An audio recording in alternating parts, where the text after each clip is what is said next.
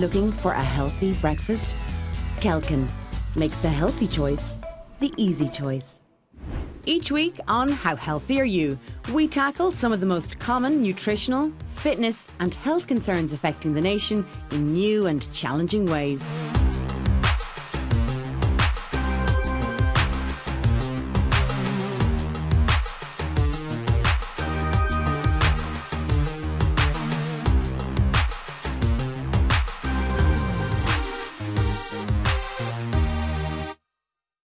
Hello and welcome to the first episode of How Healthy Are You?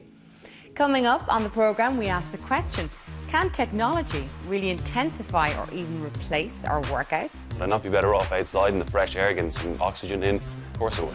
And we tackle what is fast becoming the #1 hidden epidemic in this country, anxiety. It wasn't just a feeling that I was living in fear. That fear was actually very, very real. But first, is choosing the low-fat option always the healthier choice?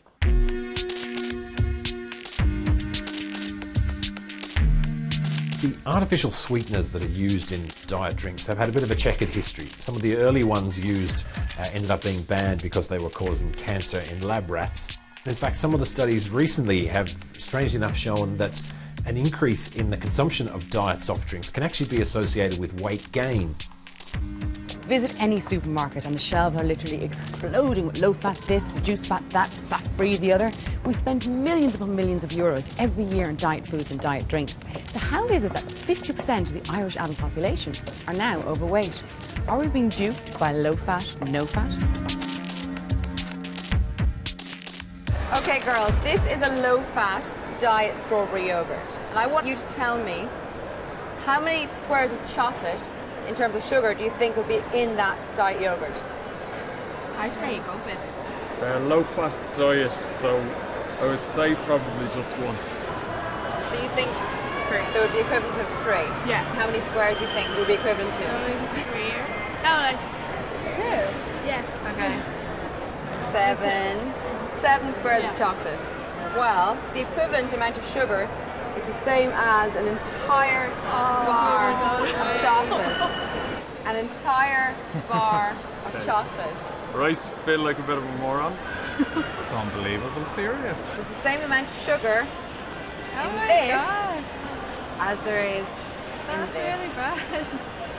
A lot of low-fat diet foods are actually high in sugar. And what the body does with that sugar that it doesn't need for energy is it converts it into fat and then stores it. So this is a low-fat, diet ready-made meal, sweet and sour chicken with rice. And I want you to pour into your cup of tea how many spoons of sugar you would expect to find in this. 1, 2, 3, keep on going, 4, keep on going, 5, keep going, 6, keep on going, 7, 8, that's it, 8 teaspoons of sugar contained in this low-fat ready-made meal. So I'm going to stir that up for you. It's just sugar. It's just pure sugar.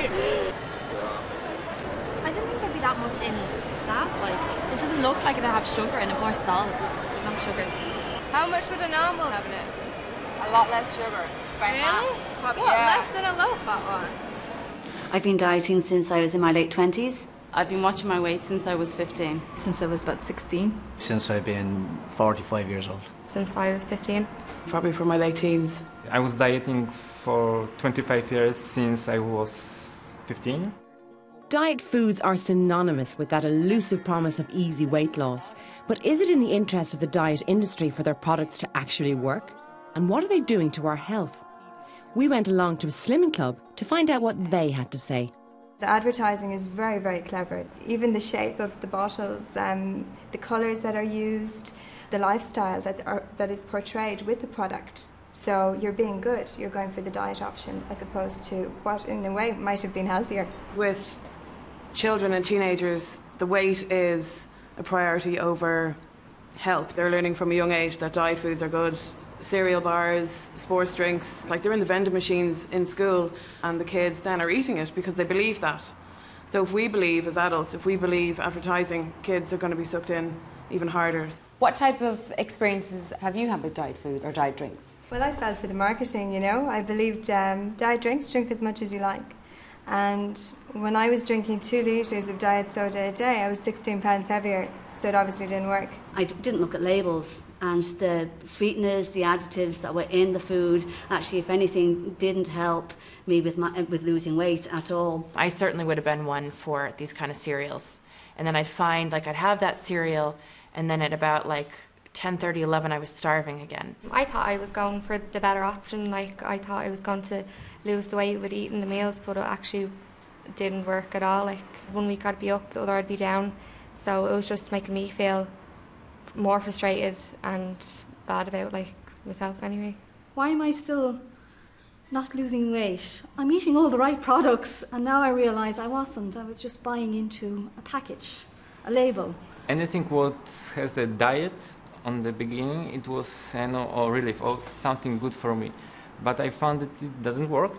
I start to read the label, and if I cannot pronounce more than 3 names of the ingredients, I just didn't touch it, you know. Despite our best intentions, it's obvious that we're consuming a lot more sugar than we realise. But exactly how much? I'd like you to pour in here how much sugar you think the average person consumes in 1 month.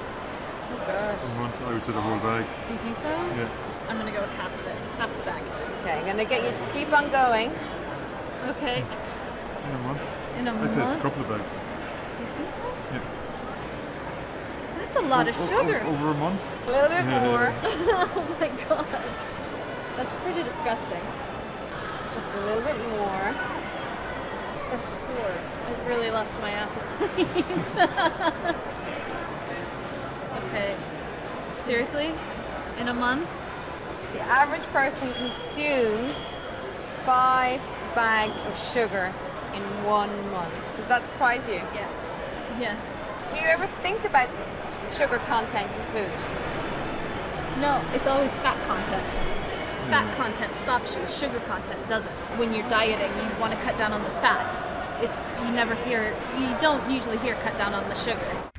Excess sugar in the diet is one of the most significant contributors to weight gain, as well as a host of other health problems, including type 2 diabetes, depression, anxiety, hyperactivity and high cholesterol. Have you ever experienced any negative side effects from diet foods or diet drinks?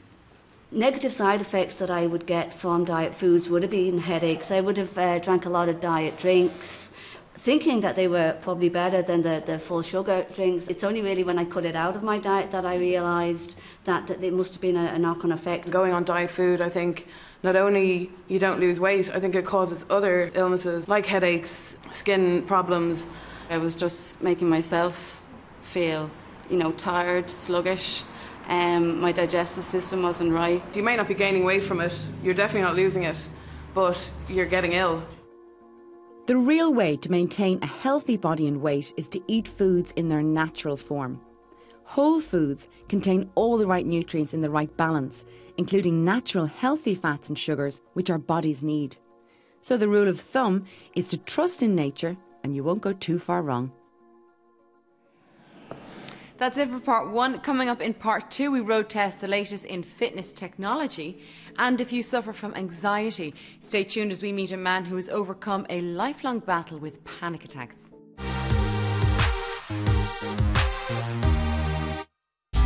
Looking for healthy snack alternatives? Kelkin makes the healthy choice the easy choice.